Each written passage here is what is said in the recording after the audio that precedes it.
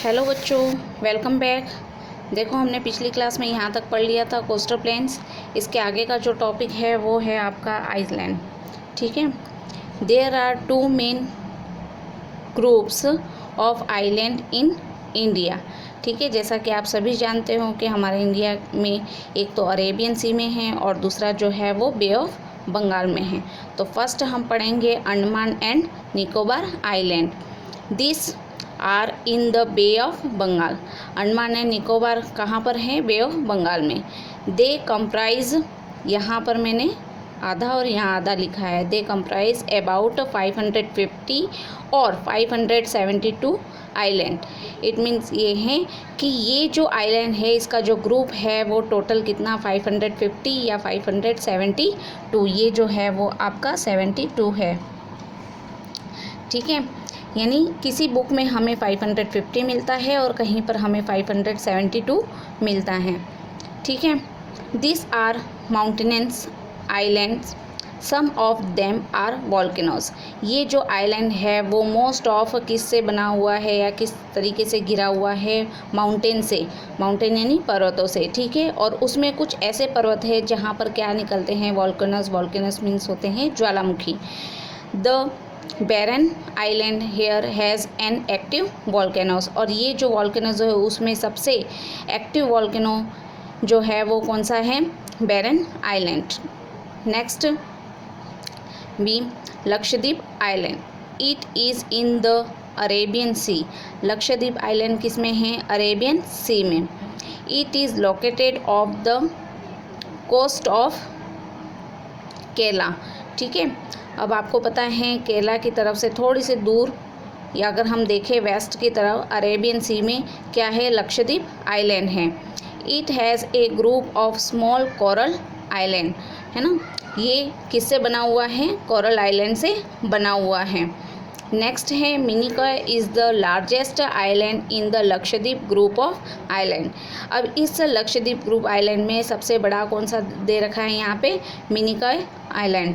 Is it clear? यहाँ तक आपको समझ में आ गया? कुछ मैं आपको यहाँ पर एक्स्ट्रा इसके बारे में बता रही हूँ। जैसा कि आपको सभी को पता है कि ये अगर हम इंडिया का मैप देखें, ठीक है, ये आपका आता है अरेबियन सी और ये आता है आपका Bay of Bengal. Is it clear? यहाँ पे सभी को पता है क्या बना हुआ है? ये आपका लक्षद्वीप है। और यहाँ बे ऑफ बंगाल में इस तरीके से लंबाई में क्या बना हुआ है? अंडमान एंड निकोबार। ये जो ऊपर वाला पार्ट है इसे अंडमान आइलैंड कहेंगे और ये जो नीचे वाला पार्ट है इसे हम निकोबार आइलैंड कहेंगे।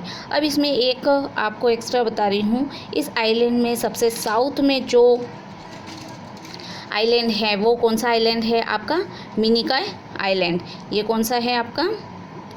मिनिकॉय आइलैंड। ठीक है। और यहाँ पर लास्ट में हम देखेंगे, यहाँ पे हैं मालदीव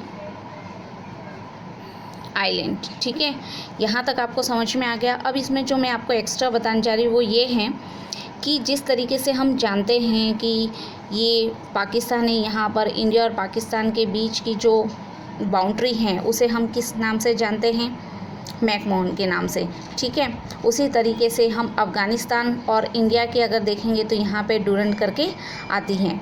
उसी तरीके से अगर हम यहाँ पर देखें, ये जो आपका ये क्या है? श्रीलंका है। इसके बीच में जो आता है वो मन्नार की खाड़ी होती है। ठीक है।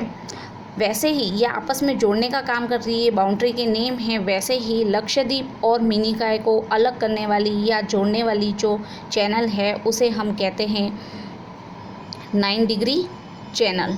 ठीक है। और मिनिकॉय और मालदीव को जो जोड़ने वाली, अलग करने वाली जो चैनल है वो 8 डिग्री चैनल है। Is it clear? Next Andaman and Nicobar, इन दोनों के बीच में जो है वो है 10 डिग्री चैनल। क्लियर? तो यहाँ पर हम देखते हैं, चाहे हम इस चैनल को अलग करने वाली बाउंड्री माने या फिर इन्हें मिलाने वाली बाउंड्री माने। ठीक है। यहाँ पर 8, यहाँ पर 9 और यहाँ पर 10। अब इसे 8 और 9 को हम किस तरीके से याद करेंगे? देखो, मामी, मामी किसे जोड़ रही है? 8 डिग्री को। ठीक है। और लक्ष्मी, लक्ष्मी किसे जोड़ रही है 9 डिग्री को। Is it clear. और यहाँ पर तो आपका अलग ही है, अंडमान एंड निकोबार में कितने हैं 10। क्यों? क्योंकि ये ज़्यादा है, तो इन दोनों से हम देखते हैं 8 और 9 से क्या होता है ज़्यादा होता है। तो यहाँ पर हमने देखा आइलैंड, वैसे भी हम देखते हैं अंडमान निकोबार में कितने हैं, बहुत ज़्यादा 550 के आसपास है। और यहाँ पर अगर हम देखें तो ये लगभग 32 या 37 ऐसा कुछ हमें देखने को मिलता है। Is it clear. यहाँ तक आपको अच्छी तरीके से समझ में आ गया होगा।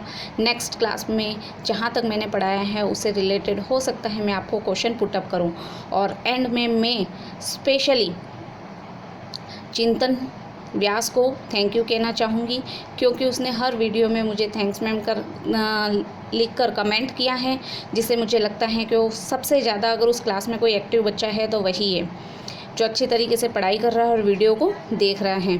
आप सभी से, सभी बच्चों से अनुरोध है कि जो ये वीडियो मैं बना रही हूँ इसे आप राइट डाउन करें, क्योंकि आगे जाकर ये हो सकता है वर्किंग डेज कम होने की वजह से मैं आपको नहीं पढ़ा पाऊँ, लास्ट में आपका रिवीजन के तौर पर मैं इसे लूँ। तो इसे अच्छी तरीके से राइट डाउन करना और पढ़ लेना। Okay, thank you.